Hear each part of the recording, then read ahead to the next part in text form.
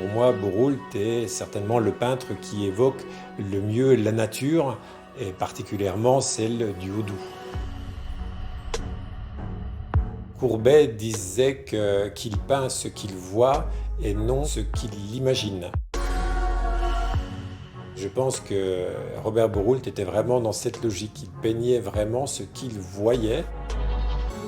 C'est un peintre qui a marqué l'école comtoise et qui a lamentablement été oublié. Il y a une véritable injustice. Et là, c'est le premier livre à paraître 45 ans après sa mort.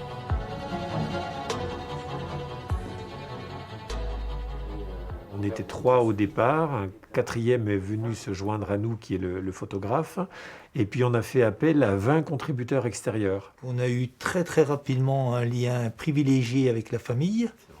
La fille de Robert Bourroult vit à Nancy. Si la famille n'avait pas été là, le livre ne serait pas aussi complet qu'il n'est. Au départ, il devait faire 250 pages, ensuite on est passé à 330, finalement il fera 400 pages.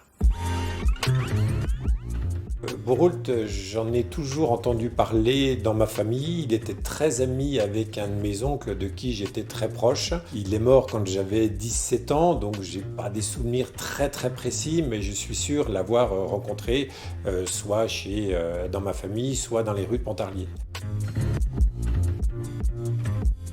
Il s'est beaucoup impliqué dans la vie pontisalienne. Il a été une des chevilles ouvrières de l'association des prisonniers de guerre, mais aussi du club de natation. Anecdote amusante aussi, il a fait partie du jury des plus beaux bébés de l'année. Il a fait des décors de théâtre.